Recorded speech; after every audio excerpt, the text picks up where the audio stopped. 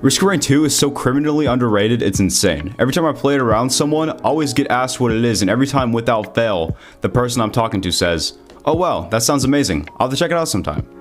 Now, if you don't know what Risk of Rain 2 is, allow me to explain in the best way possible. There are 10 characters, also known as survivors in the game at the moment, with more to come, which is absolutely amazing because the game isn't even technically finished yet, and it's already so good. Anyway, the main goal is to get to the primordial teleporter, which is the funny looking sundial thing you found in Sky Meadow, which is one of the 10 level things you go through. The point is to go to the moon and fight the big spooky boss guy called Mithrix, and you have to get out before the moon explodes. But you don't have to do that if you don't want to, because you can just align the portal with the planet and continue as usual, and as usual is a very, very long time. This game can go on basically forever, but that's not very realistic because after a solid amount of hours, the game starts turning into a slideshow due to the number of things on your screen at one time. Even though I've only sunk around 75 hours into the game itself, those 75 hours have been so worth it. The game has 3 base difficulties, which are called Drizzle, Rainstorm, and Monsoon because, you know, Risk of Rain?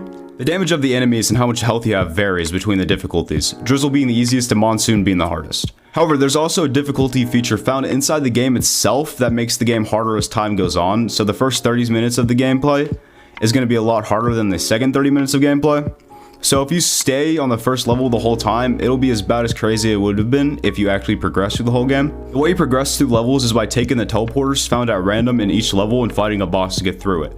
However, it's not as simple as it may seem because the game gets harder as time goes by.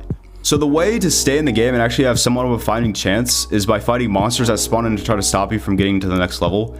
You do this to obtain gold, which in turn gets you to buy chests, which in turn gets you to get items, which in turn makes your character a lot more stronger.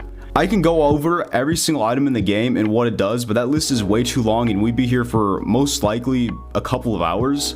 Same goes by with the monsters and bosses found in this game. The list is absolutely nuts. It's so nuts that even with 75 hours of playtime, I still have trouble figuring out what everything is and what it does.